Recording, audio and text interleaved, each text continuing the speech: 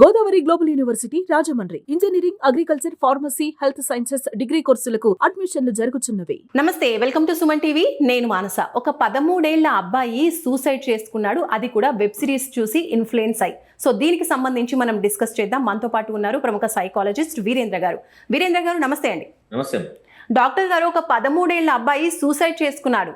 ఈ న్యూస్ మీరు కూడా చూసుంటారు. సో వెబ్ సిరీస్లు ఇంతగా ఇన్ఫ్లుయెన్స్ చేస్తాయి అంటారా? చాలండి. రీసెంట్గా మనము ఒక యూకే నుంచి అడోలసెన్స్ అని ఒక 3 months బ్యాక్ ఒక వెబ్ సిరీస్ వచ్చింది. ఆ వెబ్ సిరీస్ యొక్క ఉద్దేశం ఏంటంటే, అందులో ఒక 13 ఏళ్ళ పిల్లవాడు అక్కడున్న సిచ్యువేషన్స్ లోపల వాళ్ళ పిల్లలు క్లాస్మేట్స్ తోటి చాలా టీజ్ కాబడి, తర్వాత ఆన్లైన్లోకి వచ్చిన తర్వాత అక్కడ కూడా టీజ్ కాబట్టి బుల్లింగ్ చేసిన తర్వాత కోపంతో వాళ్ళ క్లాస్మేట్ అమ్మాయిని, 13 సంవత్సరాల అమ్మాయిని హత్య చేస్తాడు. ఇది ఆ అడోలసెన్స్ యొక్క ఇతివృత్తం. సో ఆ సినిమా మొత్తం ఏంటంటే 4 ఎపిసోడ్లుగా తీశారు.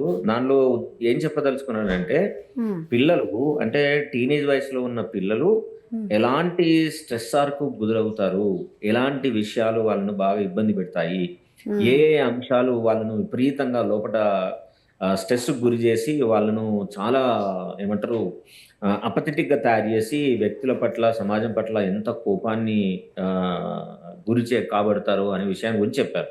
కాబట్టి ఈ వెబ్ సిరీస్లో వెళ్ళిన తర్వాత పిల్లలు కూడా ఏం చేస్తారంటే, అందులో ఉన్న క్యారెక్టర్స్ తోటి టోటల్గా రిలేట్ చేసుకుంటారు.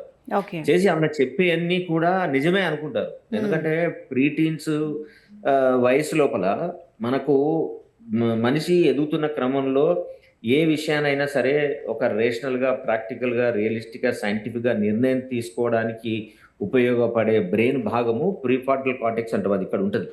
ఆ ప్రీఫ్రంటల్ కార్టెక్స్ అనేది పూర్తిగా డెవలప్ కాదు. అది అండర్ కన్స్ట్రక్షన్లో ఉంటుంది పుట్టి నుంచి 24 years వరకు కూడా. ఆ వయసులో ఉన్నప్పుడు, ఈ ప్రీటీన్ వయసులో ఉన్నప్పుడు ఇంకా వ్యక్తిత్వం పూర్తి స్థాయిలో ఎదగకపోవడం వలన ఆ సినిమాలు చూసేదాన్ని జీవితానికి అన్వయించుకుంటారు. సో దానిలో చూపించేది నిజమే అనుకుంటారు. సో ఏదో ఒక క్యారెక్టర్ తోటి రిలేట్ చేసుకొని ఆ క్యారెక్టర్ ఎట్లయితే ఉంటుందో అట్లానే ఉండడానికి, అట్లానే ప్రవర్తించడానికి ప్రయత్నం చేస్తారు. అలాంటి భాగంగానే అందులో ఉన్న క్యారెక్టర్తో రిలేట్ చేసుకొని నువ్వు అవసరం లేదు, నువ్వు చచ్చిపోవాలనే ఒక మెసేజ్ వచ్చింది కాబట్టి పిల్లవాడు కూడా నిజంగానే నేను ఉండాల్సిన అవసరం లేదు, నేను చచ్చిపోతే బాగుంటుంది అనుకుని అదే రోల్ని వాడు మిమిక్ చేశాడు. అవును. మీరు ఒక 15 సంవత్సరాల క్రితం వెళ్తే మన ఇండియాలో శక్తిమాన్ అని ఒక సీరియల్ వచ్చింది. అవును. సో బిల్డింగ్ నుంచి పిల్లలు దూకారు, శక్తిమాన్ వచ్చి కాపాడుతుంది.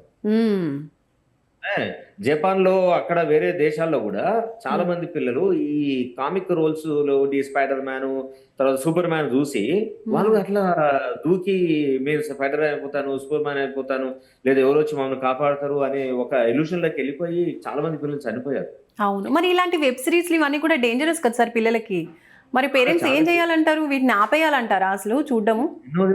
దీన్ని నిజానికి ఏం చేయాలంటే, ఇప్పుడు తల్లిదండ్రులు ప్లస్ విద్యా సంస్థలు ఏం ఆలోచించాలంటే, పిల్లల జీవితాన్ని ప్రభావితం చేసే సినిమాలు ఏంటి, వెబ్ సిరీస్ ఏంటి, కార్టూన్ నెట్వర్క్ మీద వచ్చే నెట్ సిరీస్ ఏంటి, వీటి గురించి స్కూళ్ళలో డిస్కస్ చేయాలి. రియల్ లైఫ్ ఎంత తేడా ఉంటుంది, దేన్ని మనం కన్సిడర్ చేయాలి, ఒక సినిమా నుంచి మనం ఏం అర్థం చేసుకోవాలి, దాన్ని ఎట్లా మన జీవితానికి అన్వయించుకోవచ్చా లేదా అనే విషయాల గురించి ఒక డిస్కషన్స్, డిబేట్ కనుక పెడితే తప్పకుండా ఆ పిల్లలు దాన్ని సెపరేట్ చేసుకొని ఇది జీవితానికి సంబంధించి మనం అన్వయం చేసుకోవాల్సిన అవసరం లేదు, అదొక పర్పస్ తోటి ఒక ఎంటర్టైన్మెంట్ మోడ్ కోసం, డబ్బులు సంపాదించడం కోసం తయారు చేసిన ఒక సిరీస్ అనే ఒక రియాలిటీ ఎప్పుడైతే వస్తుందో పిల్లలు తప్పకుండా దాని నుంచి బయటకు వచ్చేసి ఒక ఎంటర్టైన్మెంట్ మోడ్ లో చూసి మర్చిపోవడానికి అవకాశం ఉంది. ఓకే. అంటే ఇలాంటి ట్రాన్స్లోకి వెళ్తున్నారు పిల్లలని పేరెంట్స్ ఎలా గుర్తించవచ్చు అంటారు, ఇలాంటి బాధాకరమైన సిచ్యువేషన్స్ రాకుండా ఉండాలంటే?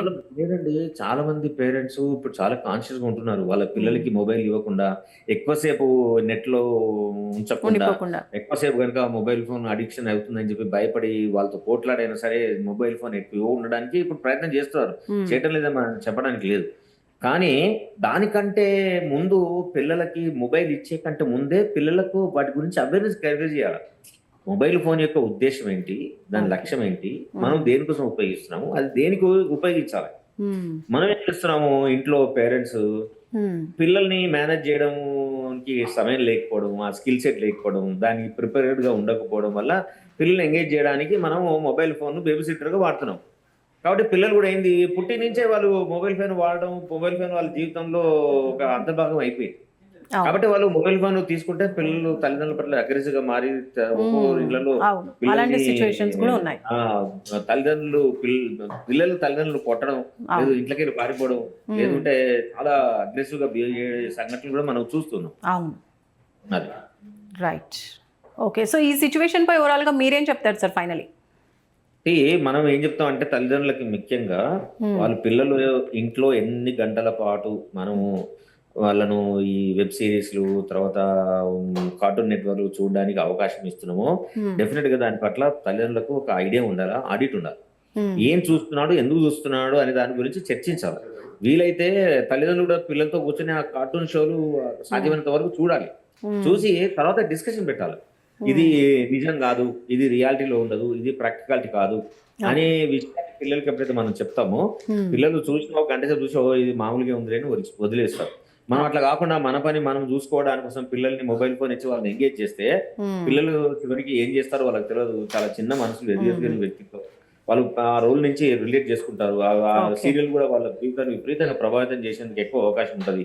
కాబట్టి మనం పిల్లల్ని ప్రతి క్షణం అట్లా ట్రాక్ చేస్తూ ఉంటే తప్ప మనం పిల్లల్ని ఇలాంటి బారిన పడకుండా, ఇట్లాంటి ప్రమాదాలు చేసుకోకుండా నివారించడానికి అవకాశం ఉంటుంది. రైట్, థ్యాంక్ యూ వీరేంద్ర గారు, థ్యాంక్ యూ సో మచ్.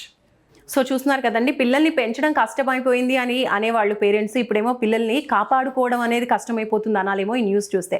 అలా అనిపిస్తుంది ఈరోజు జరిగినటువంటి ఈ సంఘటనను చూస్తే. సో వీటి నుంచి అంటే ఇలాంటి బాధాకరమైన సిచ్యువేషన్స్ రాకుండా ఉండాలంటే పేరెంట్స్ ఎలా ఉండాలి, ఏం చేయాలి అనేది మనకి డాక్టర్ గారు క్లియర్గా తెలియజేస్తూ ఉన్నారు. చూస్తూనే ఉండండి సుమన్ టీవీ. నమస్తే. సుమన్ టీవీలో మీ పర్సనల్ అండ్ బిజినెస్ ప్రమోషన్స్ కోసం కింది నెంబర్కి కాంటాక్ట్ చేయండి.